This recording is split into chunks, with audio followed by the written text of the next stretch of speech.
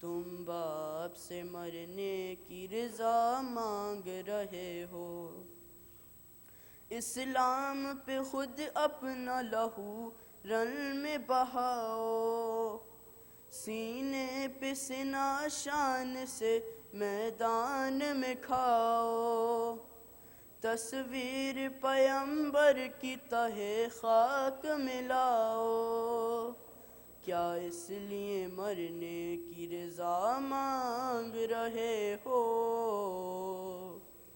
تم باپ سے مرنے کی رضا مانگ رہے ہو، ایک روز تجھے آن کے مانگا تھا پھوپھی نے، 18 برس نازوں سے پالا تھا پھوپھی نے، بیٹوں سے بھی زیادہ تمہیں چاہا تھا پھوپھی نے، احسان جو زینب نے کیا مانگ رہے ہو،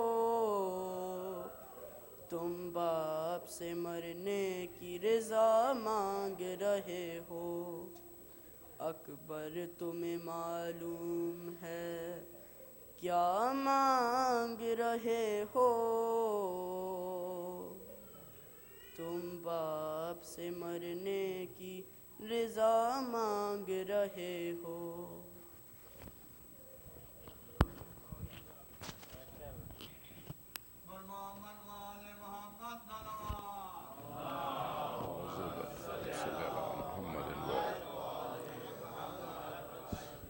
اور میں درخواست کروں گا مولانا افسار سے تشریف لائیں، مجلس سے خطاب فرمائیں۔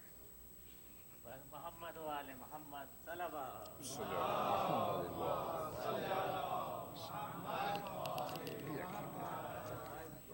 ہمارے دیگر طلبا اللہم صلی علی رائے خسنود امام زمانہ بلند تر صلوات اللہم صلی علی محمد و آل محمد۔ زحمت نہ محسوس کریں تو تھوڑا آگے تشریف لیں تاکہ تھوڑا سا بعد میں آنے والوں کے لیے بھی ماحول ہے۔ درود پڑھ لیجیے گا محمد و آل محمد۔ اللہم صلی علی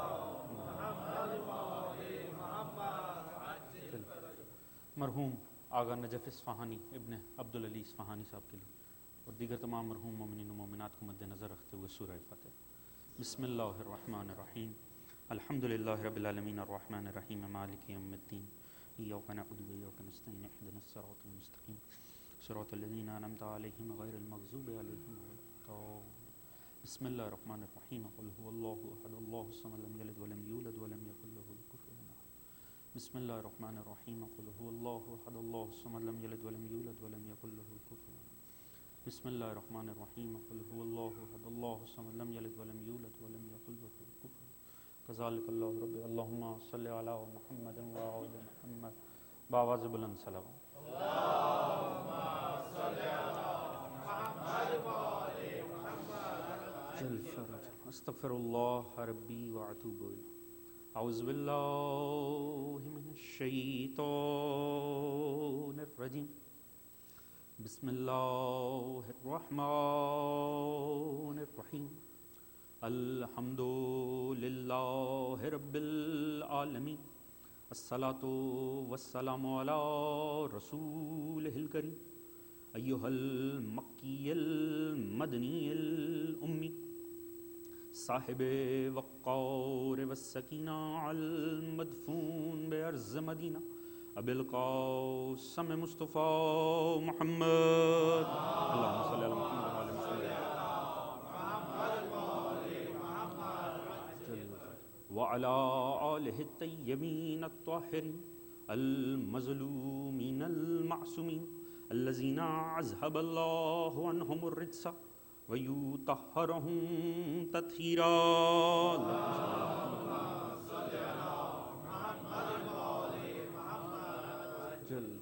اما بعد فقد قال سبحانہ وتعالی، بسم اللہ الرحمن الرحیم، قل لا اسألکم علیہ اجرا الا المودۃ فی القربى، صلوا علی محمد وآل محمد۔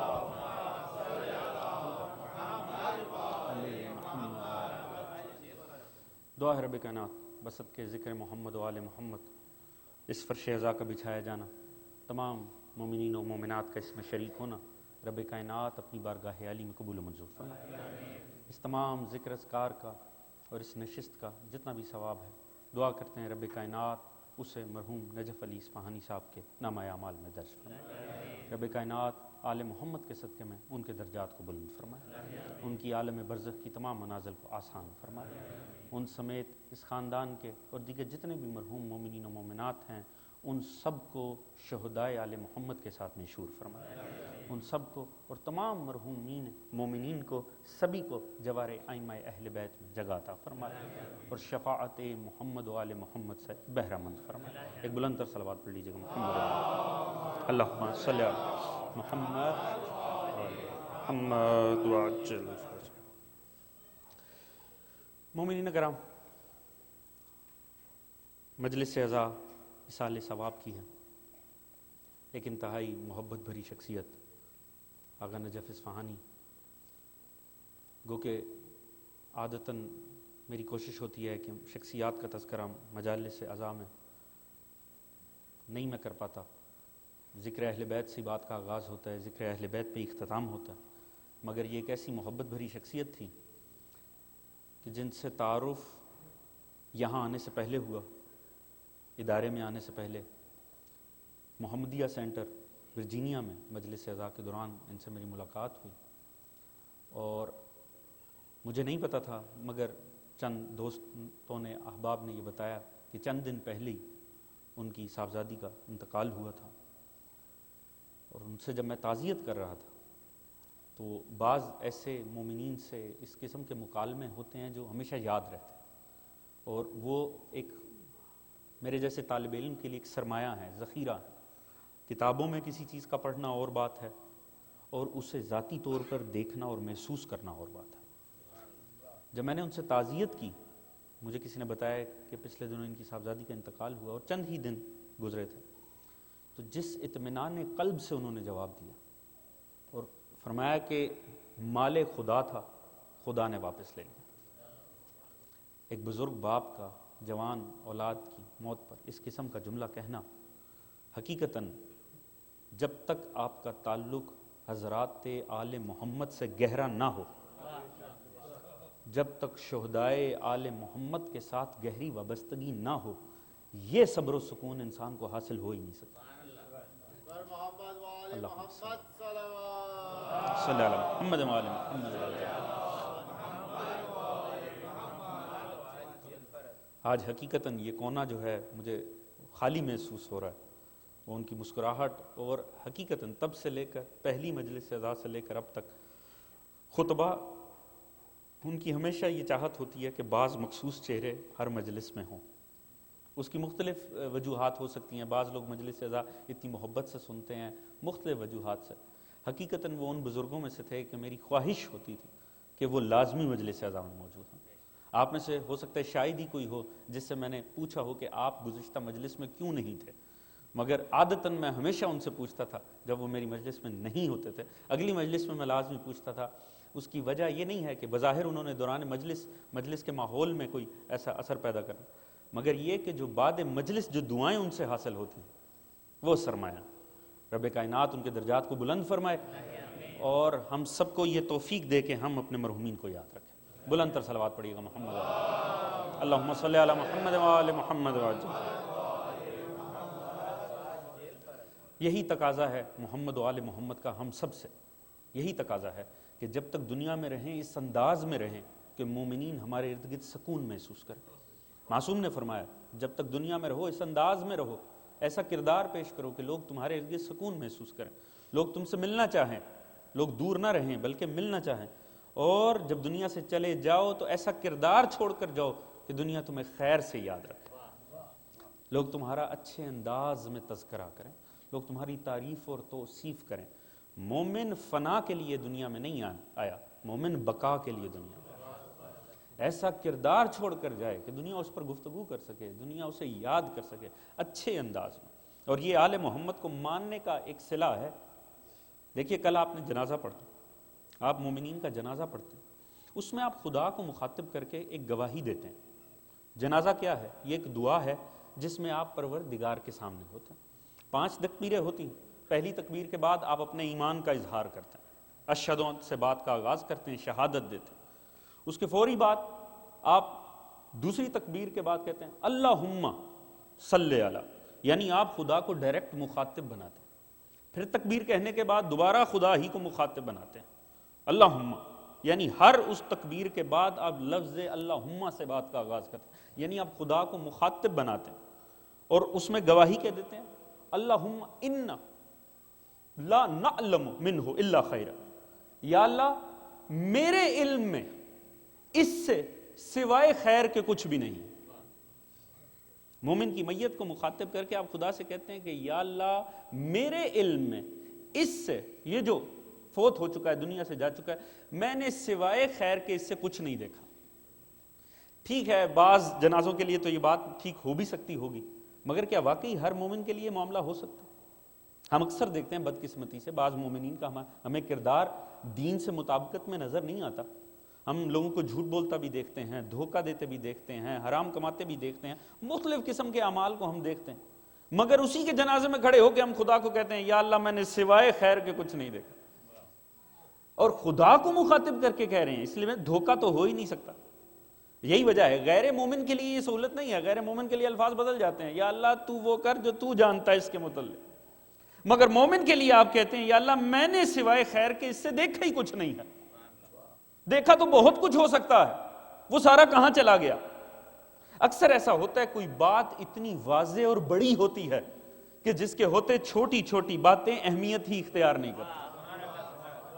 اس مومن میں کچھ تو آپ نے ایسا عظیم دیکھا کہ باقی سب کچھ آپ نے نگلیکٹ کر دیا، اور معصوم نے فرمایا، خدا فرماتا ہے اگر 40 افراد کھڑے ہو کر یہ بات کہہ رہے ہیں کسی مومن کے لیے کہ یا اللہ میں نے اس سے سوائے خیر کے کچھ نہیں دیکھا، تو خدا ملائکہ کو بھی کہتا ہے جو کچھ نوٹ کر رکھا ہے اس سب کو مٹا دو۔ اللہم صلی علی محمد وآل محمد وعجل فرجہ،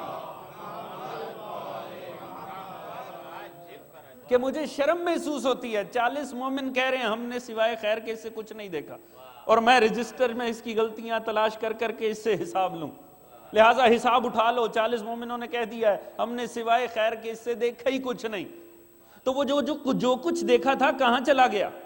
کیا ہم معاذ اللہ ثم معاذ اللہ خدا کے آگے کھڑے ہو کر غیر از حق بات کہہ رہے ہیں؟ نہیں، بات حق ہے۔ مومن اسی لیے ریکمینڈ کیا معصوم نے یہ جملہ کہو مومن کے جنازے پہ کھڑے ہو کر، تو وہ کیا خیر ہے سرکار رسول خدا نے صلی اللہ علیہ وآلہ وسلم، اللہم صلی اللہ علیہ وسلم، بشارت المصطفیٰ کتاب کا نام، فرماتے ہیں من من اللہ علیہ بمعرفت اہل بیت و ولایتہم لقد جمع اللہ لہ الخیر کلہ، بے شک کہ اس میں شک و شبہ ہی کوئی نہیں ہے کہ جس کے لیے خدا نے ولایت اور مودت آل محمد کو قرار دے دیا، تمام خیر کو اس کے لیے جمع کر دیا۔ اللہم صلی علی محمد وآل محمد وآل، یعنی مودت آل محمد اتنی بڑی خوبی تھی کہ جس کے ہوتے سب کچھ پردے میں چلا گیا، آل محمد کی مودت واضح ہے۔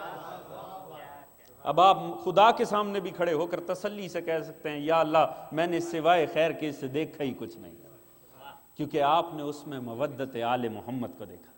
یہ وہ جوہر ہے کہ جس کے ہوتے، اور جب 40 مومن کھڑے ہو کر خدا کو کہہ رہے ہیں یا اللہ ہم نے تو سوائے مودت آل محمد کے اس سے دیکھا ہی کچھ نہیں ہے، خدا کو شرم محسوس ہوتی ہے، خدا اس سے حساب۔ بلند تر صلوات پڑھیے گا محمد، اللہم صلی علی محمد وآل محمد وآل۔ عزیز، کیا ہے کہ اسی موضوع پر گفتگو ہو سکتی ہے، مگر یہ جو ایام ہے نا، ایک مجھے عادت ہے کہ میں نسبتوں کا خیال رکھنے کی کوشش کرتا ہوں، اور ہم جانتے ہیں کہ یہ ایام ہیں ایام فاطمیہ، اللہم صلی علی محمد وآل محمد وعجل فرجہ،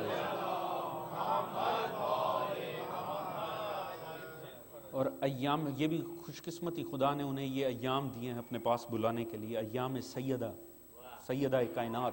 علماء فرماتے ہیں عاشوراں سے کم نہیں ہیں یہ ایام، یہ جو ایام فاطمیہ ہیں 13 جمادی الاول سے لے کر 3 جمادی الثانی تک، یہ جناب سیدہ طاہرہ کے ایام، سیدہ کائنات کے ایام ہیں، تو کیسے ہو سکتا ہے ہماری گفتگو کہیں اور چلی جائے؟ لہٰذا میری بھی کوشش ہوگی اس دوران جتنی 2-3 مجالس آپ کے سامنے ہیں ان کا مرکز عقیدت حضرت سیدہ کائنات کی ذات ہو۔ بلند تر صلوات پڑھے گا، اللہم صلی علی محمد و علی محمد۔ اور بات کا آغاز بھی ہوا ہے مودت سے۔ عزیز یہ کمال ہے، خدا کی قسم سیدہ کائنات عظمت آل محمد میں دل کی حیثیت رکھتے ہیں۔ آپ دیکھ لیجئے جتنی معروف آیات آپ کے مد نظر ہیں فضائل آل محمد کی، چاہے وہ آیہ تطہیر ہو چاہے آیہ مودت ہو، ہر کسی کا مرکز جناب سیدہ کائنات کی۔ آل محمد تمام سیدہ کائنات کے ارد گرد ہیں فضیلت میں، یہ مرکز فضیلت ہیں جناب سیدہ کائنات۔ خدا نے ایسی حیثیت دی ہے جناب سیدہ کائنات کی ذات کو۔ اور بات مودت آل محمد کی ہو رہی ہے کہ مودت آل محمد وہ خیر ہے، وہ خوبی ہے جس کے ہوتے ہوئے تمام باقی جرائم خدا چھپا دیتا ہے۔ یہ اتنی واضح اور پرومننٹ اور واضح ہو کے سامنے آ جاتی ہے۔ اگر اس آیت پر بھی غور کریں، علماء نے جس کا مفہوم اور تشریح ہمیں دی ہے، تو اس آیت کا تاج بھی سیدہ کائنات کے سر اقدس پہ ہے۔ اللہم صلی اللہ علیہ وسلم۔ سورہ شورى 23ویں آیت، ذالک الذی یبشر اللہ عبادہ الذین آمنوا وعملوا الصالحات قل لا اسألکم علیہ اجرا الا المودۃ فی القربى ومن یقترف حسنۃ نزد لہ فیہا حسنا ان اللہ غفور شکورا۔ خدا فرماتا ہے خدا اسی طرح سے بشارت دیتا ہے کنہیں؟ ایمان لانے والوں کو اور اعمال ہے صالح کرنے والوں کو۔ اور حبیب آپ ان سے فرما دیجئے میں تم سے اور کوئی اجر نہیں مانگتا سوائے اس کے کہ تم مودت اختیار کرو اور بس ہے۔ اور جو بھی یہ نیکی اختیار کرتا ہے خدا اس میں اضافہ کرتا چلا جاتا ہے۔ خدا غفور بھی ہے، خدا شکور بھی ہے۔ عزیز کمال یہ دیکھیے اس آیت کو خدا نے کتنی خوبصورتی سے سجایا ہے نا آل محمد کی عظمت کے اوپر۔ ایک ایک لفظ کو خدا نے اتنی خوبصورتی سے پرویا ہے۔ جتنی آیات آل محمد کی شان میں آئی ہیں نا، ان کے الفاظ کی ترتیب اور نزاکت یہ بتاتی ہے خدا جانتا تھا ان آیات کے ساتھ ہونا کیا ہے، لہٰذا اس خوبصورتی سے الفاظ کو پرویا کہ دنیا کچھ کر لے سوائے آل محمد کی عظمت کے کچھ اور عیاں ہی نہ ہو۔ اللہم صلی علی محمد و آل محمد وسلم۔ ہم اس آیت پہ تھوڑا سا غور کر کے علماء کے اقوال اور تفسیر کی روشنی میں ہدیہ و ثواب کریں گے مرحوم کی ذات کو۔ عزیز کمال دیکھیے جو آیت جسے ہم آیے مودت کہتے ہیں، قل لا اسألکم، آغاز ہی کہاں سے ہوا؟ قل حبیب آپ ان سے فرما دیجیے، مگر ابتدائی کلام میں بتا دیا کہ خدا کنہیں بشارت دیتا ہے؟ ایمان والوں کو، اعمال ہے صالح کرنے والوں کو۔ پتہ لگا مودت آل محمد وہ عظیم خوبی ہے جس تک پہنچ ہی نہیں سکتے، یا مومن پہنچ سکتے ہیں، صاحبان اعمال پہنچ سکتے ہیں۔ یہ ہر کسی کے بس کی بات ہی نہیں ہے کہ وہ مودت آل محمد تک پہنچ جائے۔ اس کی تمہید میں خدا نے بتا دیا ہے یہ صرف مومنین کا خاصہ ہے۔ بات کا آغاز کہاں سے ہو رہا ہے؟ قل حبیب آپ ان سے فرما دیجئے۔ بات کس کی تھی؟ اجر کی بات تھی، مودت آل محمد کی۔ خدا نے خوبصورتی دیکھیے، شروع میں لفظ قل لگا دیا، حبیب آپ ان سے فرما دیجئے۔ یہ لفظ قل اس بات کی دلیل ہے مصطفیٰ اپنی طرف سے نہیں مانگ رہے۔ توجہ ہے ذہن محترم؟ یہ کہنا قل آپ فرما دیجئے، علماء تفسیر کہتے ہیں جس آیت کے شروع میں لفظ قل لگ جائے اگر وہ خدا منسوخ نہ کرے تو اس کا انکار کفر محض بن جاتا، کیونکہ وہ خدا حکم دے رہا ہے اور حبیب کو کہہ دیا حبیب میں یہ کہہ رہا ہوں آپ ان سے کہہ دیجئے کہ مجھے اجر میں مودت آل محمد چاہیے۔ کیوں؟ اگر لفظ قل نہ لگاتا تو بدبخت امت کے کہہ دیتے پیغمبر اقربا پروری کر رہے ہیں، قل کہہ کے حکم دے دیا۔ اب کوئی یہ مت سمجھے اپنی طرف سے مانگ رہے ہیں، یہ خدا مودت آل محمد مانگ رہا۔ اللہم صلی علی محمد وآل محمد۔ یہ نبی نہیں مانگ رہا کہ کہہ دیا جائے اقربا پروری ہو گئی، بچوں سے بڑا پیار تھا، بیٹی سے بڑا پیار تھا، داماد سے بہت محبت تھی، نہیں، خدا کی ذات اس کو مانگ رہی۔ آپ تھوڑا سا درود پڑھتے ہوئے آگے آگے تشریف لے آئیں تاکہ پھر آنے والوں کے لیے تھوڑا سا زحمت کیجئے گا۔ اللہم صلی علی محمد وآل خصوصاً دروازے کے پاس بیٹھے ہوئے افراد سے گزارش ہے تھوڑا تھوڑا آگے تشریف لائیے تاکہ اللہ صلی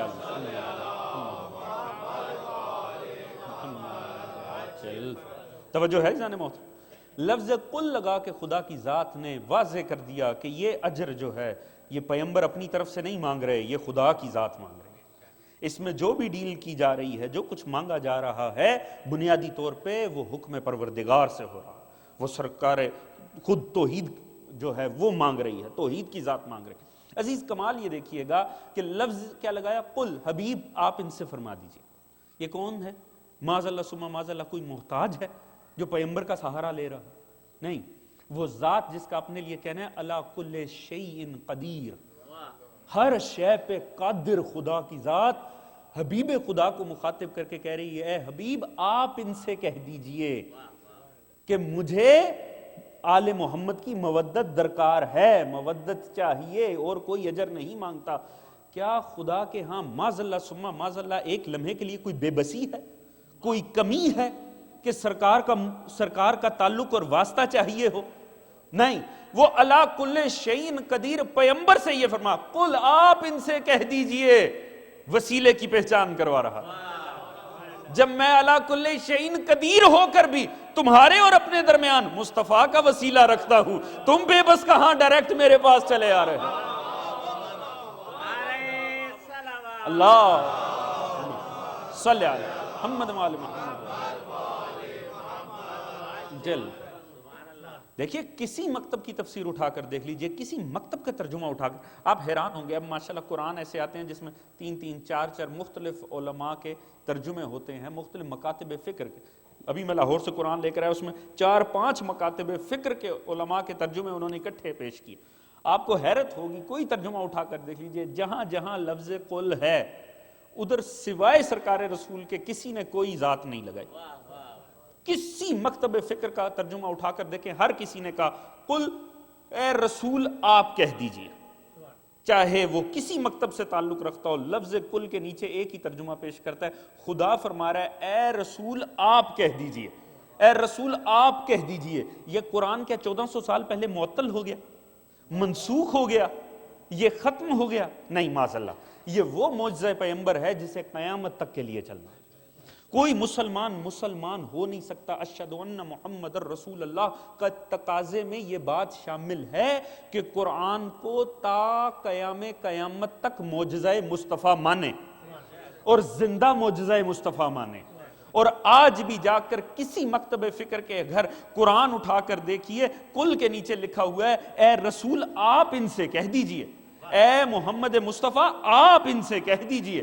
عزیز تعجب کی بات ہے، دنیا نے تو کہا تھا محمد فوت ہو گئے، وہ تو چلے گئے، وہ تو ختم ہو گئے، اب صرف اللہ، بس اللہ اور اللہ ہی اللہ. تعجب کی بات ہے، اسی اللہ کا کلام اٹھا کر دیکھو، ہر 8ویں 10ویں آیت سے پہلے خدا مصطفیٰ کو مخاطب کر کے کہہ رہے اے محمد آپ ان سے کہہ دیجئے.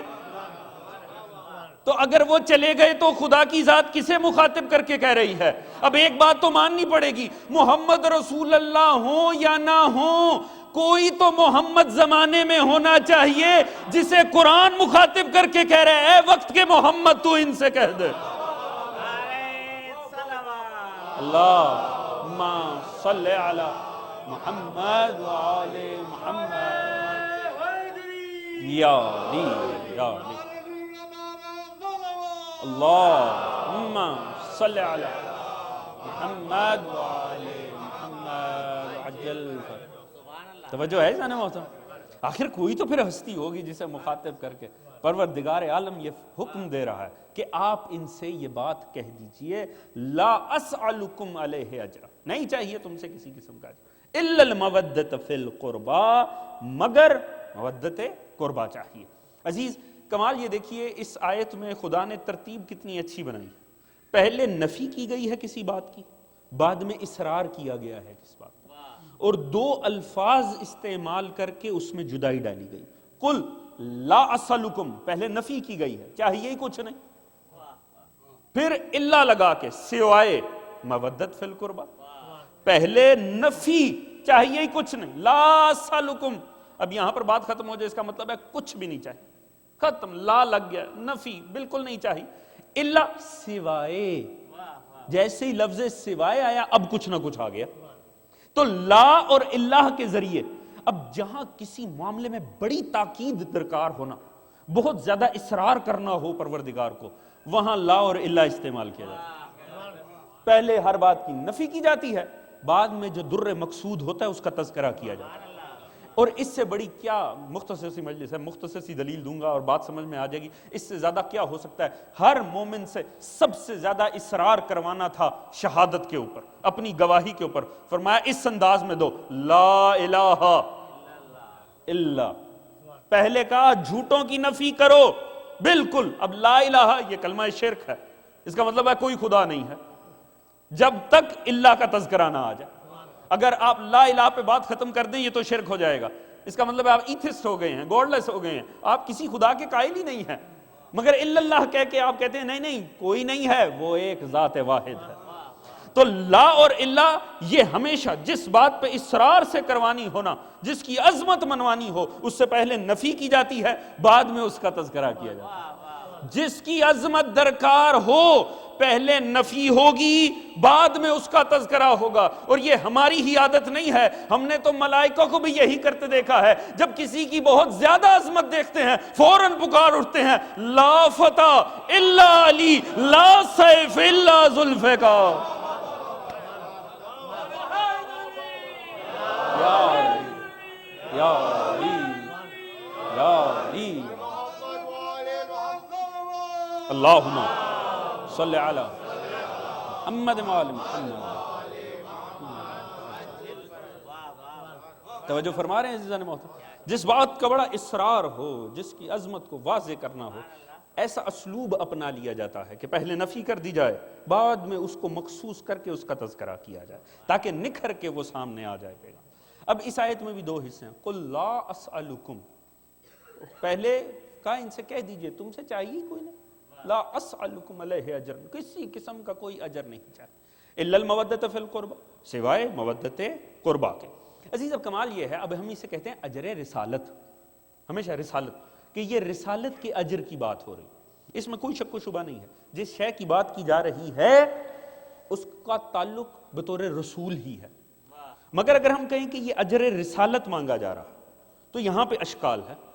اچھا اس کی جتنی تفاسیر آپ پڑھیں گے نا، میں کیونکہ طالب علمانہ سی اس میں میری کوئی حیثیت اور وقت نہیں ہے، اور میری بھی کوشش ہوتی ہے جس کسی عالم دین کی اگر بات بیچ میں کوٹ کروں تو اسی کے حوالے سے کیا.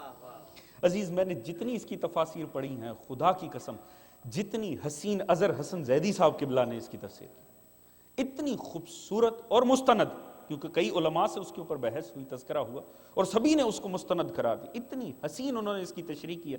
فرماتے ہیں اگر ہم یہاں یہ تسلیم کریں کہ بات رسالت کی ہو رہی، اجر رسالت مانگا جا رہا، تو دیکھیے اجر وہ مانگے، اس سے مانگے جس نے یہ ذمہ داری تفویض کی ہو. رسول کو کیا ہم نے یہ کہا تھا کہ آپ بطور رسول خدمات پیش کریں؟ توجہ ہے عزیزان محترم؟ بات سمجھ میں آئے تو میرا ساتھ دیجئے. اب خدا نے فرمایا هو الذی بعث فی الامیین رسولا منہم، تم نہیں، میں مبعوث کر رہا ہوں. یتلو علیہم آیاتہ، کیا ہم نے سرکار سے تقاضا کیا تھا سرکار آیتیں سنائیے؟ یہ تو خدا نے فرمایا تھا کہ میں یہ ذمہ داری دے رہا ہوں آیات کی تلاوت کریں. وَيُزَكِّيهِمْ، ہم نے سرکار سے تزکیہ نفس مانگا تھا، کیا ہم نے ریکویسٹ کی تھی کہ اے حبیب خدا آپ ہمیں طہارت عطا کی دی؟ یہ تو خدا نے فرمایا تھا ان کا تزکیہ نفس کرنا ہے. وَيُعَلِّمُهُمُ الْكِتَابَ وَالْحِكْمَةَ، کیا ہم نے حبیب خدا سے تقاضا کیا تھا علم و حکمت مانگی تھی؟ گو کہ یہ تمام احتیاج بشر تھی، مگر تقاضا تو بشر نے نہیں کیا. توجہ فرما رہے ہیں عزیزان محترم؟ یہ ذمہ داریاں تو خدا کی ذات نے دی تھی حبیب خدا کو، لہٰذا پلٹ کے اگر اجر مانگنا بنتا ہے تو اس ذات سے کہ جس نے ذمہ داری دی ہو. جنہوں نے مانگی نہیں تھی اب ان پر پیش کر کے خدمات، ان سے کہنا کہ لاؤ اجر دو، یا رکھو میں نہیں لیتا، یا ایسا کرو یوں نہیں، اتنا دے دو، ہم سے تو ڈیل بنتی ہی نہیں ہے. توجہ فرما رہے ہیں عزیزان محترم؟ اس سے بنتی ہے جس نے ذمہ داری دی ہوگی. اب دیکھیے کمال یہ ہے کہ خدا کی ذات نے یہ ذمہ داریاں دی تھی. باقی انبیاء کا شیوا کیا رہا؟ سورہ ہود اٹھا کر پڑھیے، تمام انبیاء کی طرف سے خدا نے ان کی نمائندگی کرتے ہوئے ایک جملہ لکھا ہے کہ یہ ان انبیاء ما سبق نے اپنی اپنی اقوام کو مخاطب کر کے، اپنی اپنی نیشنز کو، اقوام کو، قوموں کو مخاطب کر کے کہا سنو یا قوم لا اسألکم علیہ اجر ان اجری الا علی اللہ۔ وہ انبیاء اپنی قوموں کو مخاطب کر کے کہتے تھے سنو تم سے کوئی اجر نہیں چاہیے، ہمارا اجر تو ہے صرف پروردگار کے۔ بات سمجھ میں آتی ہے؟ کیونکہ جس نے انہیں ذمہ داری دی جا کر اسی سے اجر بھی لینا چاہیے۔ انسان کی اوقات کیا ہے نبیوں کو اجر دے؟ توجہ فرما رہے ہیں عزیزان محترم؟ انسان کی حیثیت کیا ہے؟ لہٰذا اس سے کیا کہنا کہ تو مجھے اجر دے، ایسا نہ دے، اتنا نہ دے، اتنا دے دے، باقی سب نہ دے سوائے اس کے یہ دے دے۔ عزیز اجر اس سے مانگنا بنتا ہے جس نے ذمہ داری دی ہو۔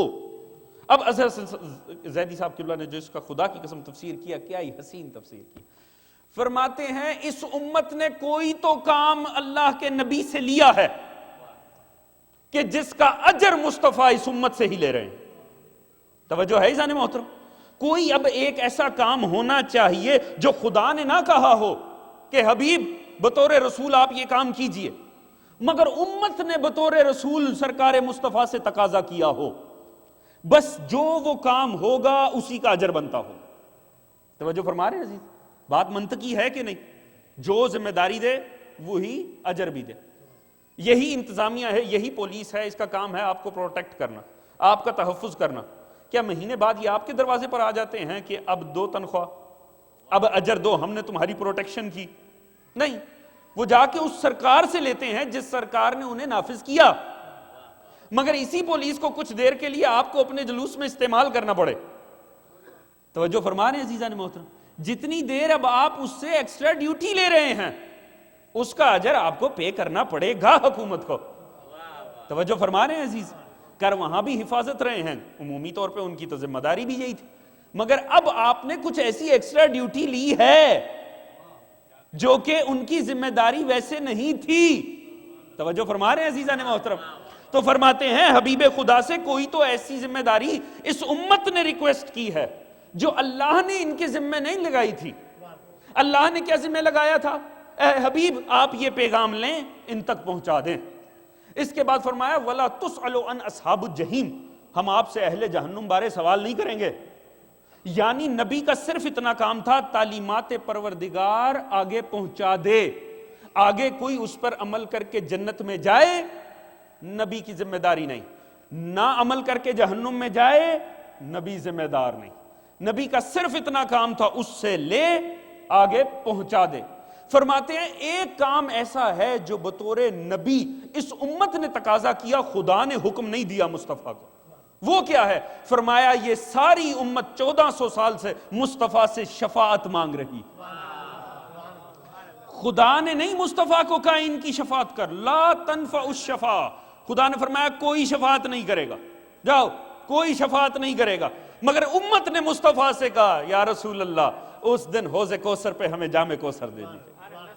خدا نے نہیں فرمایا تھا اے حبیب تو ان کی شفاعت کرنا، اس نے واضح فرما دیا من یطیع الرسول فقد اطاع اللہ فمن تولی فما ارسلناک علیہم حفیظا، اے حبیب آپ کو جو بھی آپ کی اطاعت کرے گا وہ اللہ کی اطاعت کرے گا، اور جو پھر جائے گا ہم نے آپ کو ان کا محافظ بنا کر تھوڑی بھیجا۔ یعنی اگر کوئی بدبخت خدا نہ خواستہ رسول خدا کی نہ مانے نہ اطاعت کرے، پھر رسول اس کو محافظ بن کر نہیں آیا، نبی کسی کو بچانے کے لیے نہیں آیا کہ اٹھا کے جنت میں لے جائے، نبی صرف پیغام دینے کے لیے آیا۔ خدا نے واضح قرآن میں فرما دیا سورہ نساء میں کہ جو آپ کی اطاعت کرے گا میری اطاعت کرے گا، آگے کوئی کسی غلط فہمی میں نہ رہے، میرا حبیب کسی کو بچانے کے لیے نہیں آیا۔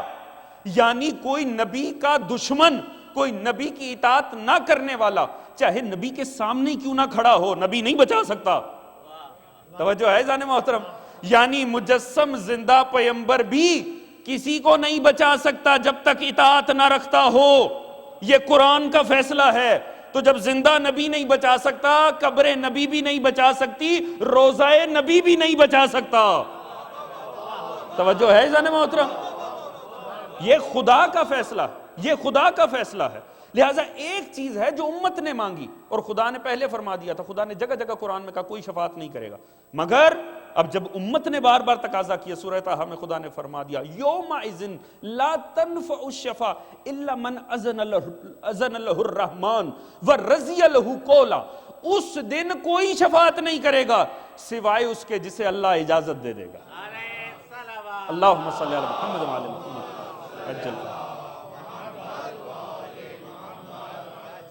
یہ خدا کا فرمانا کہ سوائے اس کے جسے اللہ اجازت دے دے گا، پتہ لگا خدا نے کسی کی اس دن ذمہ داری نہیں لگائی شفاعت کرنے کی، اگر کوئی کرے گا تو پروردگار سے اجازت چاہے گا، اور خدا اسی کو اجازت دے گا جسے چاہے گا۔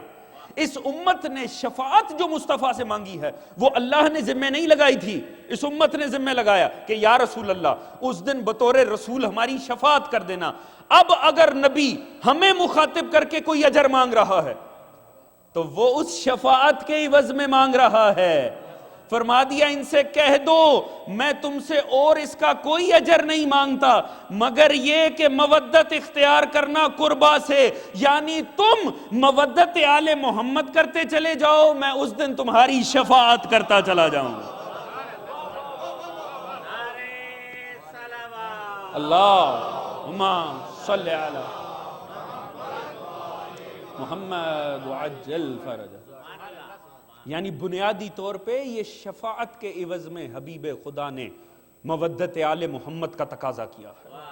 تم میرے آل محمد سے مودت اختیار کرو، تم مودت کرتے چلے جاؤ، میں تمہاری شفاعت کرتا چلا جاؤں گا۔ یہی ایک کام ہے جس کا عوض پیغمبر ڈائریکٹ ہم ہی سے مانگنا بنتا تھا، کیونکہ یہ خدا نے ان کی ذمہ داری نہیں، یہ ہم نے لگائی تھی۔ مگر دیکھیے کتنی حسین بات، یہ تو قل لا اسألکم، مگر اب کیا سوائے کس کے؟ الا المودت فی القربہ، مودت فی القربہ، مودت قربا میں، فی القربہ نہ کہ من القربہ، قربا سے۔ مگر ہر جگہ آپ یہ دیکھیں گے کہ ترجمہ ایک ہی ملتا، اور علماء نے اس کے اوپر بڑی حسین بحث بھی کی ہے۔ ہر جگہ کہا جاتا ہے سوائے اس کے کہ مودت اختیار کرو قربا سے۔ اب اردو ترجمہ جب آتا ہے تو ہم دیکھتے ہیں سوائے اس کے کہ محبت کرو میرے اقربا سے۔ اب یہاں آ کر ہمارے مفسرین اور علماء جو اردو زبان سے بلد ہیں وہ یہ کہتے ہیں یہ اردو زبان کی بے بساطی تھی کہ سوائے لفظ محبت کے کوئی اور لفظ اردو کی ڈکشنری میں تھا ہی نہیں جو مودت کے ترجمے کے طور پہ پیش ہو جاتا ہے۔ مگر اس کا قطعاً یہ مطلب نہیں ہے کہ اس لفظ محبت نے لفظ مودت کے تقاضوں کو پورا کر دیا، اور اس کی سب سے خوبصورت دلیل کیا دی؟ خوبصورت ترین دلیل یہ ہے کہ تقاضا کیا کیا جا رہا ہے؟ مودت کا۔ ترجمہ کیا کیا جا رہا ہے؟ محبت کرو۔ بات یہ ہے خدا نے مودت کا تقاضا کر کے مودت کو واجب قرار دے دیا، کیونکہ شروع میں لفظ کل لگا دیا ہے، یعنی یہ خدا نے مانگا ہے۔ خدا کا مانگنا اس بات کی دلیل ہے یہ ہر کسی کو دینا ہے، وہ کسی مکتب فکر سے تعلق رکھتا ہو، وہ اسلام کی کسی چھتری میں سمایا ہوا ہو، اس پر خدا کی طرف سے واجب ہے اقرباء مصطفیٰ سے مودت اختیار کرنا۔ اگر ترجمہ محبت ہو جائے تو محبت میں ایک ٹیکنیکل مسئلہ ہے۔ محبت کا مسئلہ یہ ہے محبت کی نہیں جاتی، توجہ ہے ذرا محترم؟ مودت کے لیے مسئلہ ہے فیل ہو رہی ہو یا نہ ہو رہی ہو، کرنی ہے، خدا نے واجب قرار دی ہے۔ اور محبت کا مسئلہ یہ ہے ہر کسی کا اپنا اپنا معیار ہے، ہر انسان کا ایک اپنا ذاتی معیار ہوتا ہے، کوئی حسن اسی کے اوپر ہی ختم ہو جاتا ہے، مگر کسی کے نزدیک علم، فہم، ذہانت، قابلیت۔ محبت کا مسئلہ یہ ہے میں آپ سے کہوں فلاں شخص سے محبت کر لیں، اگر وہ آپ کے سٹینڈرڈز اور تقاضوں کے مطابق نہیں ہے آپ کوشش کر کے بھی نہیں کر سکتے، اور اگر میں آپ سے کہوں دور رہیے مگر وہ آپ کے فکری تقاضوں کو پورا کر دے تو آپ دور رہ نہیں سکتے۔ توجہ ہے جانے محترم؟ محبت کا تو مسئلہ ہی ہے، ہر انسان کے اپنے اپنے معیار ہوتے ہیں، معیاروں کے مطابق ہوگا تو خود بخود ہو جائے گی، اور اگر نہیں ہوگا زبردستی ساتھ رہ بھی لیں گے نہیں ہوگا۔ توجہ ہے جانے محترم؟ مودت کا مسئلہ یہ ہے ہر حال میں کرنی ہے۔ اب دیکھیے محبت کا مسئلہ یہ ہے اسے ویسے ہی شاعروں نے کسی قابل نہیں چھوڑا، اس لفظ کی توہین تذلیل ہی اتنی زیادہ ہوئی ہے خصوصاً اردو ادب میں۔ اب مسئلہ یہ ہے محبت کی جو سب سے خالص ترین فارم، لطف ہے اگر بات سمجھ میں آ جائے، محبت کی سب سے خوبصورت ترین فارم جو ہمیں دکھائی گئی ہے وہ ہے، چاہے انسان میں ہو چاہے حیوان میں، وہ ہے ماں اور اولاد کی محبت۔ سب سے پیور ترین جو محبت کا حسین ترین رخ ہمارے سامنے نکھر کے آیا وہ ماں اور اولاد کا۔ ایسے ہی ہے نا جی؟ بات سمجھ میں آ رہی ہے نا؟ میرا ساتھ دیجیے گا اگر بات پہنچے۔ لہٰذا ماں اور اولاد کی محبت، یعنی میں نے پہلے بھی کبھی جملہ عرض کیا تھا ماں کی عظمت کے اوپر مجلس اعظام ہے کہ یہ اتنی خالص محبت تھی، اتنی خالص کہ اگر حبیب خدا کو محبت پروردگار مثالن سمجھانی تھی نا تو فرمایا ایسے سمجھ لو جیسے 70 ماؤں جتنا پیار۔ اللہ اکبر، بالیدہ فکر افراد موجود ہیں، سوچئے یہ محبت کتنی خالص ہوگی کہ اگر مثال دینی تھی محبت الہی کی انسان سے تو کوئی اور مثال نہ ملی ہے، مثال بھی دی تو ماں کی محبت سے۔ اور 70 سے مراد آپ جانتے ہیں لمٹ لیس، ایسا نہیں ہے کہ 71 مائیں ہوئی تو خدا کی محبت کم ہو جائے گی، نہیں، یعنی مراد یہ ہے کہ بے تحاشا محبت، مگر کتنا خالص محبت ہوگی کہ خدا کی محبت کے طور پہ مثالن پیش کر دی۔ توجہ ہے عزیزان محترم، ماں کی محبت۔ اب مسئلہ یہ ہے اگر ہم اس فرق کو دیکھیے یاد رکھیے گا، علماء لغت یہ کہتے ہیں کہ کسی بھی زبان میں دو الفاظ ایسے نہیں ہوئے جو کاملاً ایک دوسرے کے مترادف ہوں۔ ہم کرتے تھے نا الفاظ مترادف، وہ جو قریب ترین معنی دے رہا ہو انہیں آپس میں ملا دیا جائے۔ قریب ترین معنی تو ہو سکتے ہیں مگر ہر لفظ کی کچھ اپنی جاذبیت اور خاصیت ہوتی ہے، اس کے معنی کو دوسرا کوئی لفظ کما حقہ اپنے اندر سما سکتا ہی نہیں۔ کسی بھی زبان میں دو الفاظ ایسے نہیں ہوتے جو کاملاً ایک دوسرے کے مترادف ہوں، اور اگر ہو جائیں تو پھر وہ اضافی ممکن ہی نہیں ہے دوسرے لفظ کا وجود۔ چاہے انس ہو، محبت ہو، الفت ہو، عشق ہو، کوئی لفظ ہو، وہ ہر کوئی اپنا مختلف معنی اور تاثیر رکھتا ہے۔ آپ چاہے انہیں ایک دوسرے کا مترادف سمجھ لیں مگر اس میں کوئی نہ کوئی معنی کا فرق ہے۔ اب یہ محبت اور مودت کا فرق کیا ہے؟ اب اس کو چونکہ الفاظ کی جو اردو میں اور کوئی مناسب لفظ علماء نے لکھ دیا کہ ہے ہی نہیں تو وہ تفسیروں اور ترجموں میں لکھ دیتے، ان کو نہیں ملا تو ہم جیسے طالب علم کو کہاں سے ملے گا؟ مگر کم از کم ہم سمجھ تو سکتے ہیں فرق۔ میں نے عرض کیا محبت کی کامل ترین رخ ہمیں دکھایا ماں کی محبت میں۔ ہم نے دیکھا کیوں رسول خدا نے فرما دیا کہ 70 ماؤں جتنا، ماں سے نسبت کیوں دی؟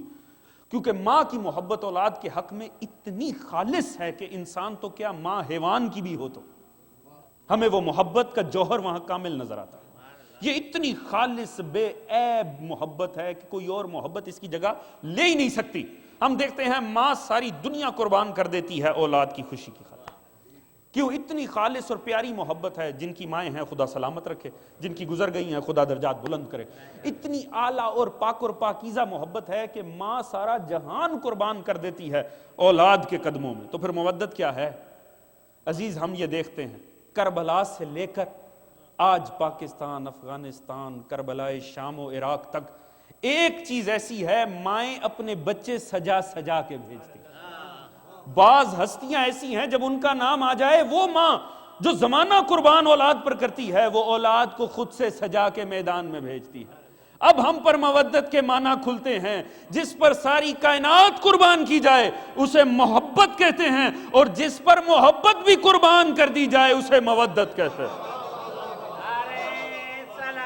اللہ صلی اللہ محمد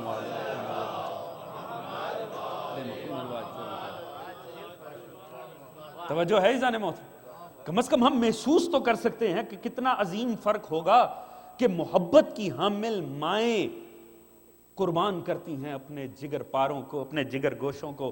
کربلا 1400 سال پرانی بات ہے، مگر کربلا کی تاثیر کبھی کوئٹہ میں نظر آتی ہے، کبھی عراق میں نظر آتی ہے، کبھی شام میں نظر آتی ہے۔ یعنی وہ سلسلہ منقطع نہیں ہوا، وہ جاری و ساری ہے، محبت کا مودت پر قربان ہونا۔ اب کمال یہ ہے علماء نے جو فرق لکھا، دیکھیے یہاں خدا نے الفاظ کتنے حسین استعمال کیے۔ مودت فی القربہ، مودت قربہ میں، بیچ میں فی لگایا میں۔ اب اس فی کو جب بیان کرنا ہو علماء لغت میں تو وہ کتنا خوبصورت استعارہ استعمال کرتے ہیں۔ ایک محاورہ ہے جس سے وہ لفظ فی کو سمجھاتے ہیں کہ یہ میں کا مطلب کیا ہے، مودت قربہ میں، تو یہ میں جو ہے یہ بیچ میں جو فی ہے، اب اسے علماء لغت کتنے حسین انداز میں بیان کرتے ہیں۔ وہ ایک محاورہ استعمال کرتے ہیں، السمک فی الماء، اس فی کو سمجھانے کے لیے کہ فی کا معنی کیا ہوتا۔ محاورہ کے استعمال کرتے ہیں، مچھلی پانی میں. توجہ ہے ذہن محترم. میں نے عرض کیا کہ میں اپنی طرف سے نہیں، علامہ اظہر حسن زیدی صاحب نے یہ اس کی تفسیر کی، اور جتنی اس کی تفسیریں آپ کو ملیں گی میرا دعویٰ ہے اس سے زیادہ حسین تفسیر نہیں ملے. فرماتے ہیں مچھلی پانی میں. اس فی کو سمجھاتے ہیں یہ فی میں ہونے کا مطلب کیا ہے. فرماتے ہیں اس فی میں کا مطلب کیا ہے؟ مچھلی پانی میں، السمک فی الماء، پانی میں. فرماتے ہیں اس کا مطلب یہ ہے، اگر اس کے حقیقی معنی دیکھنے ہیں نا کہ یہ میں ہونے کا مطلب کیا ہے، تو اس مچھلی کو تھوڑی دیر کے لیے نکال کے باہر رکھ دو. اللہ اکبر، اللہ اکبر. فرماتے ہیں پھر پتہ لگے گا کہ یہ میں ہونے کا مطلب کیا ہے. فرماتے ہیں جب تک دوبارہ پانی نہ ملے گا وہ تڑپتی رہے گی. میں ہونے کا مطلب کیا ہے کہ اگر اس پانی سے نکال کے مچھلی کو باہر رکھو گے، جب تک دوبارہ میں نہیں شامل کر دو گے تب تک وہ تڑپتی رہے گی. یعنی میں ہونے کا مطلب یہ ہے کہ اس سے باہر قرار نہ ہو. توجہ ہے ذہن محترم. فرماتے ہیں عالم یہ ہے کہ اس کا رزق بھی فی میں ہی رہے. اگر فی نصیب نہ ہو باہر نکال دو تو رزق بھی معطل ہو جائے. عالم یہ ہے چین معطل ہو جائے. اور فرماتے ہیں صرف اس حد تک نہیں، یہ فی میں کا مطلب یہ ہے، میں کا مطلب یہ ہے، اس میں اتنی شدت ہے کہ اگر آپ اسے پکا کے بھون کے کھا لو تو جب تک مچھلی کا کوئی بھی ذرہ آپ کے جسم میں رہے گا آپ کو پانی کی احتیاج ہوتی چلی جائے گی. یعنی گو آپ نے اپنی طرف سے اسے ختم کر دیا، مگر اس کا فی کا رشتہ اتنا مضبوط تھا کہ جب تک اس کا ایک ذرہ آپ کے وجود میں رہا اسے تقاضا فی کا ہی رہا. توجہ ہے ذہن محترم. فرماتے ہیں مودت فی القربا کا معنی یہ ہے کہ اگر سکون اور چین تمہیں رہے تو صرف اقربا کے پاس رہے. اگر ان سے جدا کر دیا جائے تو کوئی ٹکڑے ٹکڑے ہی کیوں نہ کر دے، ہر ٹکڑے سے محمد کے قربا کا نام برآمد.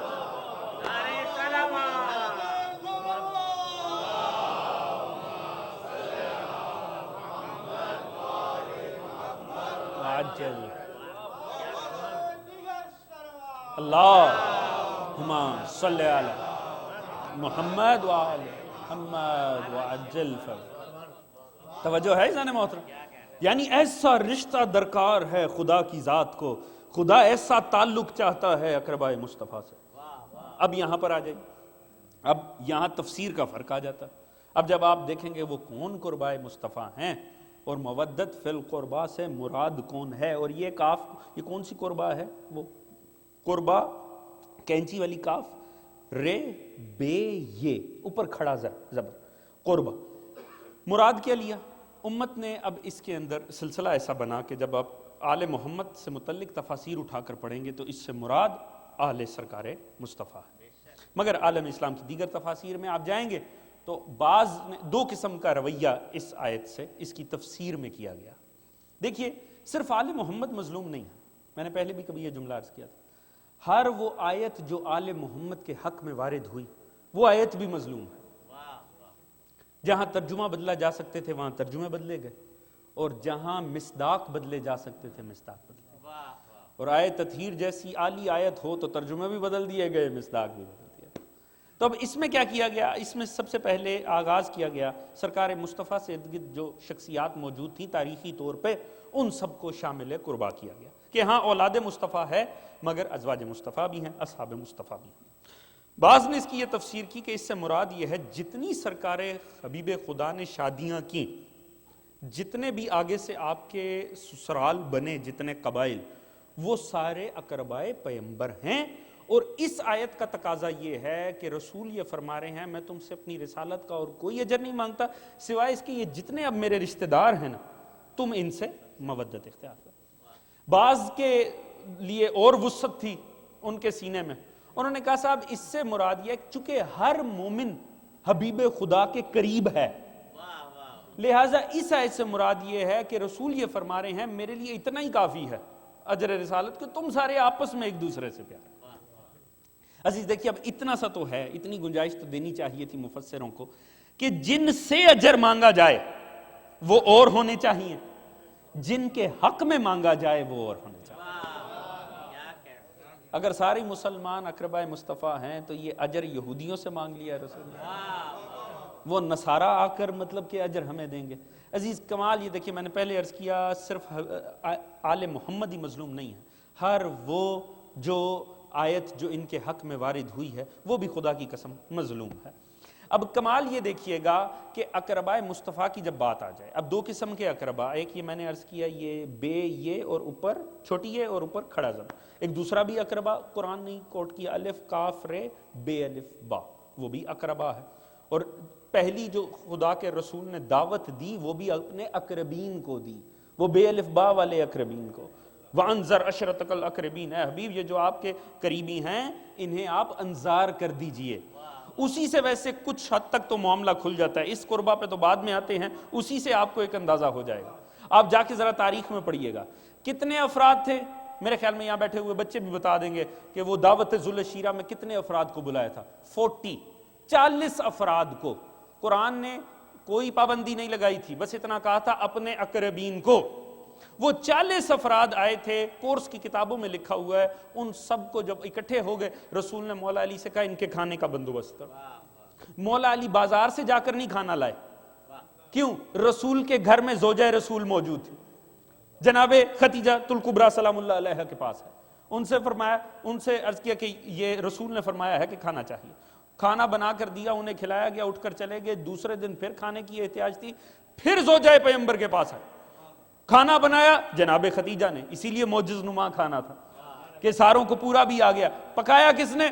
زوجہ مصطفیٰ۔ اس کا مطلب ہے جب دعوت ذو الشیرہ ہو رہی تھی اور خدا نے فرمایا تھا اپنے اقربین کو بلائیے، تو زوجہ پیغمبر گھر میں موجود تھی، مگر کسی بھی کتاب میں جا کے ان 40 افراد کے نام پڑھ لیں، کوئی ایک بھی جناب ختیجہ کا رشتہ دار نہیں تھا۔ پتہ لگا اقربین کی کوئی بھی تعریف کیوں نہ ہو، زوجہ کے کسی رشتہ دار کو نبی کے اقربین میں شمار نہیں گیا۔ توجہ ہے جانے موت؟ اللہم صلی علی محمد وعلی محمد وعلی۔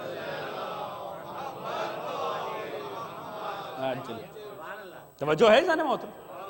آخر انہیں ہدایت کی احتیاج نہ تھی، آخر وہ رسول خدا یہ نہیں چاہتے تھے ان تک پیغام حق پہنچے، مگر اقربین کو۔ اچھا وہ تو وہ اقربا ہو گئے، اور یہ قربا جن سے مودت کا تقاضا کیا۔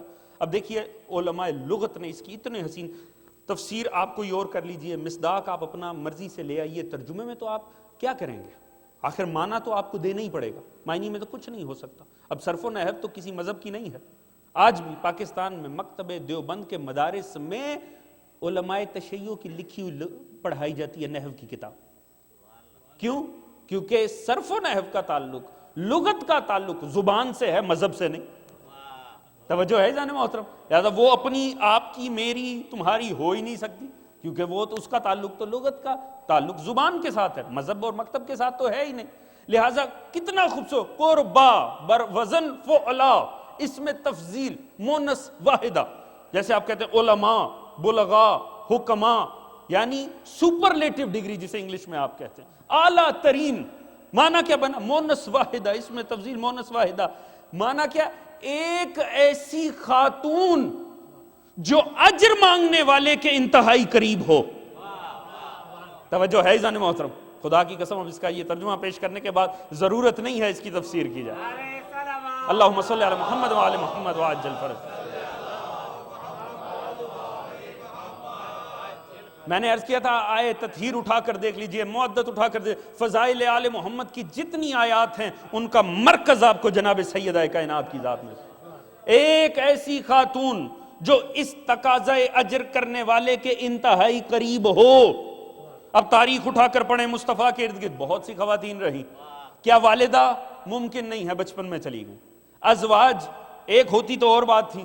جب یہ آیت آئی 9 ازواج سرکار مصطفیٰ کے حرم میں موجود تھی، اور ایک ایسی خاتون اس آیت میں شامل ہے، صرف ایک، جو سرکار مصطفیٰ کے انتہائی قریب ہو، کیونکہ تقاضا مصطفیٰ مانگ رہے ہیں، کیونکہ خدا نے فرمایا آپ ان سے کہہ دیجئے کہ میں کوئی اجر نہیں مانگتا سوائے اس کے، یعنی منگوایا سرکار مصطفیٰ سے، تو سرکار مصطفیٰ کے انتہائی قریب، تو قریب ہونے کی دلیل کیا ہو سکتی ہے؟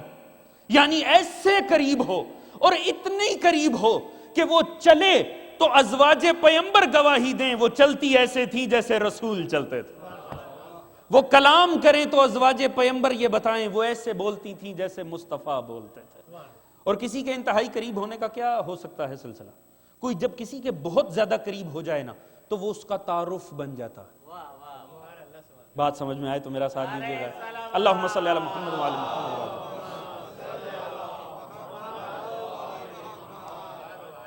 دیکھیے جب کوئی بہت زیادہ کسی کے قریب آ جائے نا وہ اس کا تعارف بن جاتا ہے۔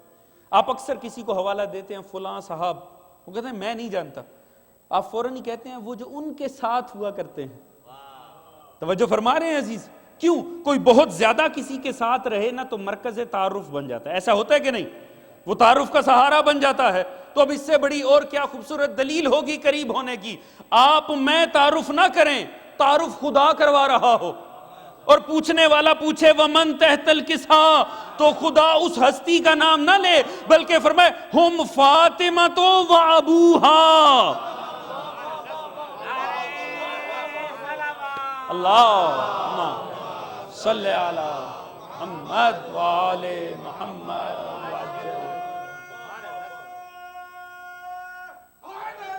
یا توجہ ہے جانے محترم؟ اس سے زیادہ قربت کا عالم کیا ہو سکتا ہے کہ خدا بھی تعارف کا مرکز بنا تھا۔ فاطمہ اور ان کے بابا، توجہ ہے جانے محترم؟ خدا کی قسم ابھی توہین رسالت کے حوالے سے بڑی خبریں ہیں، کیونکہ ابھی ایک مجرم کو توہین رسالت کے خود ساختہ سے مجرم قرار دیے گئے کو ٹھکانے لگانے والے کو حکومت نے ٹھکانے لگا دیا، لہٰذا بہت زیادہ تذکرے ہیں۔ کمال ہے یہ تعارف کا انداز اگر اس ذات کردگار کے علاوہ کسی نے کیا ہوتا تو معاذ اللہ توہین رسالت متصور ہوتی۔ ایک بزرگ عالم بیٹھا ہو ساتھ میں شاگرد عالم بیٹھا، آپ دونوں کو جانتے ہیں، تعارف کا آغاز آپ شاگرد سے کر دیں جبکہ جانتے آپ بزرگ کو بھی ہوں۔ توجہ ہے جانے محترم؟ ہر سننے والے کو معیوب محسوس ہوگا کہ نہیں؟ کیونکہ تقاضا ہے جب برگزیدہ شخصیت موجود ہے تو اسی سے کروایا جائے۔ میں نے عرض کیا یہ انداز فاطمہ اور ان کے بابا، یہ کہہ کے آگے بڑھ جانا ان کے بابا اور نام تک نہ لینا، توجہ ہے جانے محترم؟ اور شخصیت ہو بھی وہ کہ جس کے ذریعے اپنا تعارف کروایا ہو۔ اللہ اکبر! اس سے بڑا اور کیا ہو سکتا ہے؟ جس کو اپنے لیے تعارف کا مرکز بنایا اس کے تعارف کی بات آئی تو نام تک نہ لیا۔ نعرہ صلوات اللہم صلی علی محمد وعلی محمد۔ بیٹی کا نام لے کر کہہ دیا ان کے بابا، ہم فاطمہ و ابوہا۔ عزیز کمال یہ ہے، پروردگار جانے اس کی مصلحت جانے، خدا جانے کتنے کتنے رموز و اسرار ہوں گے تا قیامت تک علماء اور خطبہ آپ کو منبر پہ سناتے رہیں گے، مگر ایک وجہ تو سمجھ میں آتی، یا اللہ آخر کیا وجہ ہے تو سیدہ کا نام لے کر رسول کا نام تک نہیں لے رہا، نام تک نہیں لیا، بس اتنا کہہ دیا، رشتہ بتا دیا، تعلق بتا دیا، ان کے بابا، کیوں نہیں فرمایا رسول اور ان کی بیٹی، میرا مصطفیٰ اور ان کا داماد، میرے محمد مصطفیٰ اور ان کے نواسے؟ نہیں، فاطمہ اور ان کے بابا، فاطمہ ان کے شوہر، فاطمہ ان کے بیٹے۔ یا اللہ نبی کا نام کیوں نہیں لیتا؟ یقیناً خدا یہ فرمائے گا اگر کہتا مصطفیٰ اور ان کی بیٹی، اللہ جانے امت کس بیٹی کو بٹھا دیتی۔ مصطفیٰ اور ان کا داماد، خدا جانے کون سا داماد آ جاتا۔ رسول اور ان کے بچے، اللہ جانے کون سے بچے آ جاتے۔ نام فاطمہ اس لیے لیا تاکہ پتہ چل جائے قربائے مصطفیٰ، مصطفیٰ کے ارد گرد والے نہیں، زہرا کے ارد گرد والے۔ اللہم صلی علی محمد وآل محمد وعجل فرجہم۔ توجہ ہے جانے محترم؟ خدا جانے کون آ جاتا اور کہاں کہاں سے آ جاتا، مگر پروردگار نے، اسی لئے میں نے عرض کیا تھا ایک لفظ میں اتنی چاشنی بھر دی، نہیں کوئی اور نہیں، فاطمہ۔ یہی ہے جو ہستی انتہائی قریب ہے، یہی وجہ ہے۔ علماء اہل سنت میں بات کو ختم کروں گا، فخر الدین رازی تفسیر کبیر، کم ہی تفاسیر ہیں جنہیں سعودیہ میں نصاب میں شامل کیا جاتا، کرتے ہی نہیں ہیں۔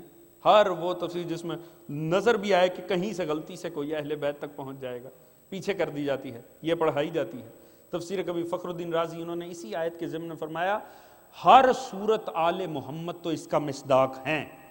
اور کوئی ہے کہ نہیں اس میں کلام ہے. توجہ ہے ذہن محترم؟ یعنی اگر کوئی بے شک قربائے مصطفیٰ ہے نا تو وہ آل محمد ہے. یہی وجہ رسول نے بھی تو یہی فرمایا تھا اللہم انا ہاؤلاء اہل بیتی، یا اللہ یہی ہیں بے شک میرے اہل بیت، کسی اور کے ہونے میں شک ہوگا، ان کا ہونا یقینی ہے. لہذا فرمایا یہی ہیں، یہی انہوں نے بھی فرمایا فخر الدین رازی. مگر ایک بس بات کو کر کے میں ختم کروں گا. بڑا خوبصورت اگر اس ایک مخصوص آیت کو دیکھا جائے نا، آپ کے گھر میں موجود ہوگی، بڑی عام فہم، بہت پہلے ترجمہ ہو چکا تھا، اس لیے بہت سے مومنین کے پاس تفسیر نمونہ موجود ہے علامہ ناصر مکارم شیرازی کی. علامہ ناصر مکارم شیرازی نے اسی آیات کے ضمن میں انہوں نے علماء اہل سنت کے دو بڑے عظیم مفسروں کا حوالہ کوٹ کیا ہے اپنی تفسیر میں، اور اس کا ایک بڑا خوبصورت سا جواب دیا. اگر آپ کی توجہ ہو تو میں آپ کے سامنے عرض کر کے بات کو ختم کروں.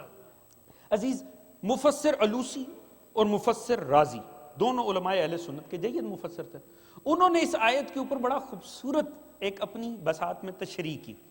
اسے کوٹ کر کے صرف 2 جملے ناصر مکارم شیرازی صاحب نے لکھے، مگر کمال کر دیا خدا کی قسم. ان دونوں نے کتنی خوبصورت باتیں لکھی. انہوں نے لکھا، دیکھا جناب، آل محمد تو اس میں کوئی شک نہیں ہے کہ وہ مودت فی القربہ شامل ہے. مگر نے فرمایا کہ ہمارے مذہب کا تقاضا ہے، ہمارے عقائد کا تقاضا ہے کہ اصحاب پیغمبر بھی اس آیت میں شامل ہیں. وہ کہتے ہیں ویسے بھی رسول نے دونوں کے حق میں کہہ رکھا. آل محمد کے لیے فرمایا کہ مثل اہل بیتی کمثل سفینۃ النوح فمن رکبہ نجا. یہ جو میرے آل محمد ہے نا، یہ کشتی نوح کی مثل ہے، جو بھی اس پر سوار ہوا نجات پا گیا. فرماتے ہیں مگر دوسری طرف انہوں نے اپنے اصحاب کے لیے بھی فرمایا الصحابی کالنجوم بأیہم اقتدیتم اہتدیتم، کہ یہ جو میرے صحابہ ہیں یہ ستاروں کی مثل ہیں، ان میں سے جس کے پیچھے بھی اقتدا کی جائے گی ہدایت پا جاؤ گے. تو انہوں نے فرمایا چونکہ دونوں ہی سرکار مصطفیٰ سے وابستہ ہیں اور ہمارے نزدیک دونوں ہی اس آیت میں شامل ہیں. مگر دیکھیے، چاہے احادیث قرار دی گئی دونوں، مگر فرق کتنا خوبصورت ہے. وہاں ہدایت کی بات ہے، یہاں نجات کی بات. توجہ ہے ذہن محترم؟ اللہم صلی علی محمد وآل محمد وآل. نجات کا تعلق سوائے آل محمد کے کسی سے نہیں، چاہے حدیث رسول نے بنائی ہو، چاہے شام میں بنی ہو. کسی صورت نجات کہیں نہیں جا سکتی. نجات ہے تو در زہرا سے ہی ملتی. انہوں نے فرمایا مسئلہ یہ ہے، انہوں نے بڑا خوبصورت اس کے اوپر ایک چھوٹا سا چند جملوں کے اندر مضمون باندھا. انہوں نے کہا دیکھیے مسئلہ یہ ہے کہ جہالت کی آندیاں چل رہی ہیں اور باطل عقائد تند و تیز لہریں اٹھ رہی ہیں. ایسے میں کسی کو بھی نجات پانے کے لیے 2 چیزوں کی ضرورت ہوتی ہے، صرف 2 چیزوں کی. ایک ایسی بے عیب کشتی جس میں کوئی نقص نہ ہو. ایسی ہے نا جی، تاکہ سواری ایسی ہو کہ اس میں نقص ہی کوئی نہ ہو. انہوں نے کہا ایک بے عیب کشتی جو ان ظلم کی لہروں پہ انسان کو لے جائے. دوسرا چمکتے ہوئے ستارے تاکہ راہ متعین کرنے میں آسانی ہو. انہوں نے فرمایا الحمدللہ ہمارے مکتب کو دونوں ہی حاصل ہے. ہمیں وہ کشتی نجات آل محمد، وہ ستارے. لہذا مسئلہ ہی حل ہو گیا. اب لازمی ہے عقیدہ ہمارا ہو، سوار کشتی آل محمد ہو، ستاروں پر نگاہ ہو تو منزل مل ہی جائے گی. توجہ ہے ذہن محترم؟ علامہ ناصر مکارم شیرازی نے یہ تمام الفاظ لکھ دیے اپنی تفسیر میں، مگر 2 جملے انہوں نے آخر میں لکھے، آپ کے سامنے پیش کر کے بات ختم کروں گا. کمال کر دیا خدا کی قسم. انہوں نے فرمایا، کہنے والوں نے کہا اچھا کہا، مگر مسئلہ یہ ہے انہوں نے یہ بحیرہ عرب میں چلنے والی کشتی سمجھ لی ہے. توجہ ہے ذہن محترم؟ رسول نے اسے عام کشتی یا جہاز قرار نہیں دیا، اسے مثل کشتی نوح قرار دیا ہے. اور جب تک نوح کی کشتی چل رہی تھی بارش ہو رہی تھی، اور بارش دلیل ہے بادلوں کی. توجہ ہے ذہن محترم؟ کشتی نجات ستارے دیکھ کر نہیں چلتی. ویسے بھی کب یہ کہا گیا کہ نوح اس کو چلا رہے تھے؟ بسم اللہ مرسہا و مرجا. خدا نے قرآن میں واضح فرما دیا کہ وہ چل اللہ کے نام سے رہی تھی، رک بھی اللہ کے نام سے رہی تھی. یعنی نوح کشتی کے ناخدا نہیں تھے، خدا چلا رہا تھا، خدا ہی روک رہا تھا. فرمایا یہ بحیرہ عرب میں چلنے والی کشتی نہیں، کشتی نجات ہے. اور کشتی نجات حکم پروردگار سے چلتی ہے، ستارے دیکھ کے نہیں چلتی ہے. اور اب سمجھ میں آتا ہے منزل کا نوح سے تعلق نہیں تھا. نوح اور اہل نوح کا تعلق صرف کشتی میں سوار ہونے سے تھا. توجہ ہے ذہن محترم؟ کشتی نجات میں بیٹھ کے منزل کی فکر نہیں کی جاتی، اس تک آنا ہی وظیفہ مومن ہوتا ہے۔ آل محمد کو فقط ذریعہ نہ بناؤ، آل محمد کو مقصد اور منزل بناؤ۔ اللہم صلی علی محمد وآل محمد وعجل۔ توجہ ہے جانے محترم، آل محمد کو صرف وسیلے کے طور پہ استعمال نہ کر لیا جاؤ کہ ہاں یہ آئے، ان کا مقصد یہ تھا، اب ان کے ذریعے ہم وہ مقصد حاصل کر لیں، نہیں۔ فرمایا کشتی نوح تک نوح کا آ جانا ہی منزل اور مراد تھی۔ جتنے نوح والے تھے ان کا صرف ایک ہی وظیفہ تھا، سوار کشتی ہو جائیں، پھر کشتی جانے اور منزل جانے۔ توجہ ہے جانے محترم، اور کیا قرار دیا؟ عام کشتی نہیں، کشتی نوح، کشتی نجات، اور پورے آل محمد کو کہا یہ مثل کشتی نوح ہے، مگر ایک ایسی ہستی ہے جسے الگ کر کے کہا الحسین مصباح الہدا و سفینۃ النجات۔ سفینہ نجات یا کلی آل محمد کے لیے، اور اگر تنہا کیا تو امام حسین علیہ السلام۔ فرمایا یہ اپنی ذات میں کشتی نجات ہے، اور مثل کس کے ہیں آل محمد؟ کشتی نوح کے۔ اور کشتی نوح کا کمال یہ تھا کہ ایک مرتبہ چل پڑی نا تو اب سوائے اس کے کوئی اور وسیلہ نجات ہی نہ تھا۔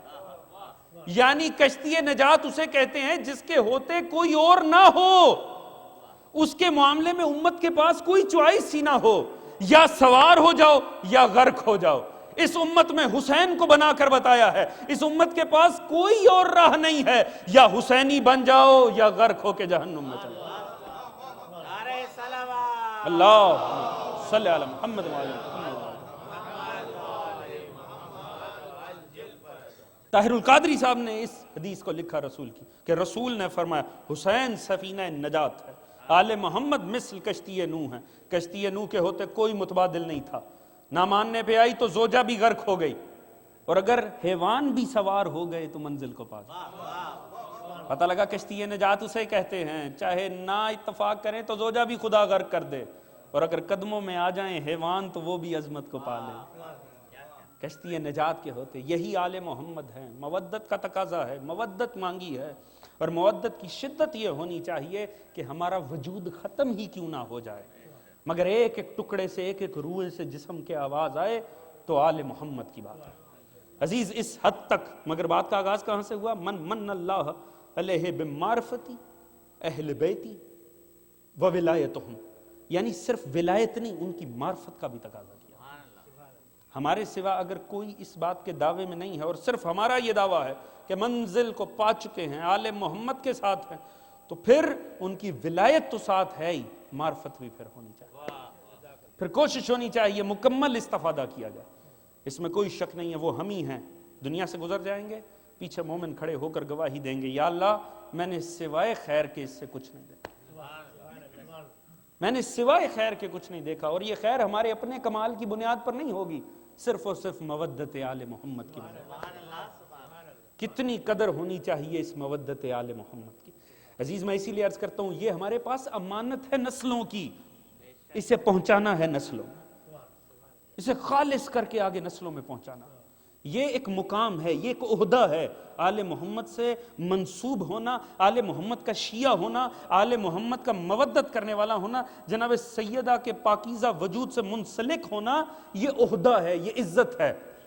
خدا اتنی عزت دے رہا ہے کہ فرما رہا ہے اگر 40 مومن پیچھے کھڑے ہو کر کہہ رہے ہیں میں نے سوائے مودت آل محمد کے اس سے کچھ دیکھا ہی نہیں، تو پھر اب جو فرشتوں نے نوٹ کیا ہے نا، تب یوں کیا تھا، تب ویسے کیا تھا، مٹا دو۔ توجہ ہے جان محترم، اس سے زیادہ خدا کیا عزت دے مومن کو۔ لہٰذا ہر عہدے کے کچھ تقاضے ہوتے ہیں۔ مودت آل محمد یہ ہماری قسمت ہے، ہمارے حصے میں آئی۔ بعض لوگوں نے بڑی جدوجہد سے حاصل کی ہے، بعض لوگوں نے ہونے کی وجہ سے بڑی قربانیاں دی ہیں، اور بحیثیت مجموعی بطور قوم من حیث القوم ہم وہ قربانیاں دے رہے ہیں۔ لہٰذا آل محمد کے خالص شیعہ بن کے رہیے، خدا کی اس معرفت کی قدر کیجئے، اس مودت کی قدر ہونی چاہیے۔ عزیز مرکز کون ہے؟ جناب زہرا کی ذات، مگر مصائب کے لیے یہ ایک حدیث سے معصوم کافی۔ آپ کے اور میرے چوتھے امام جب پلٹ کر آئے نا کربلا سے، شام سے، تو مولا نے ایک جملہ مدینے میں فرمایا، اور وہ اس آیت کی تفسیر میں آپ کو ملے گا۔ معصوم نے فرمایا اس امت کو رسول نے حکم دیا تھا کہ میری قربا سے مودت اختیار کرنا. فرمایا اگر وہ یہ کہہ کے جاتے نا کہ میرے بعد میری آل کو اجاڑ دینا، یہ تب بھی اتنا ظلم نہ کرتے جتنا اس حکم رسول کا حشر کیا ہے کہ میرے اقربا سے مودت کرنا. فرمایا اگر وہ یہ کہہ دیتے نا میرے بعد انہیں تباہ و برباد کر دینا، تب بھی یہ امت اتنا ظلم نہ کرتی. جس ہستی کو مخاطب بنا کر کہا گیا فقط 9 دن بعد باپ کی مسجد دربار میں بدل گئی، بی بی مجرم بن کے سامنے کھڑی. وہ جن کو مودت دینی تھی ان سے تقاضے کیے گئے، ان سے رجسٹریاں مانگی گئیں، ان سے حساب لیے گئے. یہ عالم تھا خدا کی قسم. اور علماء نے لکھا کہ عجیب ہے خدا کی قسم کہ ادھر رسول کی آنکھیں بند ہوئی ہیں، سیدہ ناکے پہ سوار ہیں، مولا علی نے مہار تھام رکھی ہے، ایک ایک کے دروازے پر جا کے سیدہ دستک دیتی ہیں اور فرماتی ہیں پہچانتے ہو اس علی کو؟ کیا اسی کے حق میں میرے بابا نے وصیت نہ کی تھی؟ اور جواب ملتا تھا بی بی بات سچ ہے، آپ پہلے آ جاتے تو آپ کی بیعت کر لیتے، کوئی اور آ کر ہم سے بیعت لے گیا ہے. علماء فرماتے ہیں تعجب ہے کہ بی بی ایک ایک دروازے پر گئی، 4 افراد اکٹھے ہو کر نہ آئے. چند دن بعد کسی نے ندا دی آؤ ذرا درِ زہرا پہ جا کے آگ لگانی ہے، مجمع اکٹھا ہو کے مسلمانوں کا آگے. یہ ہے مودت فی القربا کا حشر جو امت نے. مولا علی گھر میں تشریف لاتے ہیں، سیدہ رو کر پوچھتی یا علی مجھے پتہ یہ چلا ہے لوگ آپ کو سلام نہیں کرتے. مودت فی القربا کا حشر دیکھیے. مولا علی رو پڑے آگے سے، حیدر کرار خدا کا شیر، آنکھوں میں آنسو آ گئے، رو کر کہنے لگے سیدہ کاش ایسا ہوتا، یہ لوگ مجھے سلام نہ کرتے. عالم تو یہ ہے میں سلام کرتا ہوں لوگ جواب ہی نہیں دیتے، لوگ علی کو جواب نہیں دیتے. یہی وجہ ہے عزیزان محترم، ایام فاطمیہ ہیں، جناب سیدہ سلام اللہ کیا عالم ہو گیا. بی بی پلٹی دربار سے، روایت کے الفاظ یہ ہیں، جناب سیدہ ثانیہ زہرا فرماتی ہیں میں نے اپنی ماں کے مصلے پہ کسی ضعیفہ کو بیٹھے ہوئے، 18 سال کا سن جناب سیدہ کا، کسی ضعیفہ کو بیٹھے ہوئے دیکھا. والدہ مسجد میں گئی تھی، میں نے پوچھا کہا بی بی کون ہے؟ عبادت کرنی ہے میں کوئی اور مصلی دے دیتی، میری ماں کا مصلی چھوڑ دیجئے. ایک مرتبہ رخ انور سے چادر کو ہٹایا، کہا پہچان بیٹی تیری ماں زہرا. چند ساعتوں میں بی بی کے سیاہ بال سفید ہو گئے. یہ بال سفید کیسے ہوتے؟ کیسے ممکن ہے سیاہ بال سفید ہو جائیں؟ بی بی جناب ثانیہ زہرا کم از کم 55 سال کا سن ہوگا. بی بی کہاں سے چلی ہیں؟ مدینے سے کربلا، کربلا سے شام، 1 سال کی قید، واپس بھائی کی قبر پہ. جب بی بی پلٹی ہے نا واپس، روایت کے یہ الفاظ ہیں اپنے نہیں پہچان سکے یہ جناب زینب، ایسے ہی ہے نا اپنے نہیں پہچان سکے. کیوں؟ بی بی نے شام غریبہ کی تباہ کاری دیکھی، بی بی نے بچے سجا سجا کے بھیجے ہیں، بی بی نے بچوں کے ٹکڑے وصول کیے ہیں، بی بی نے بھائی کی لاش پہ گھوڑے دوڑتے ہوئے دیکھے ہیں، بی بی نے راہ کوفہ و شام میں پتھروں پر چلی ہے، بی بی ظالم کے دربار میں بے چادر و مکھنا کھڑی ہوئی ہے، بی بی نے بے چھت کے زندان کے تلے رہی ہے. پھر پلٹ کر آئی تو یہ عالم ہوا کہ اپنے نہیں پہچان سکے، مگر ماں کا عالم یہ ہے چند ساعتوں میں بیٹی نہیں پہچانی یہ ماں زہرا ہے. آخر کیا وجہ ہے؟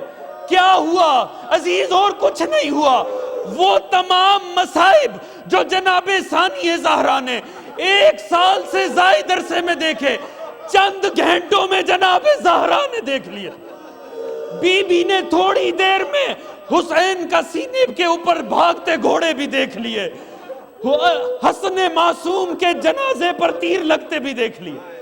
وہ کچھ دیر میں بی بی نے باپ کی وصیت کو پھٹتے نہیں دیکھا، قاسم کے ٹکڑے ہوتے.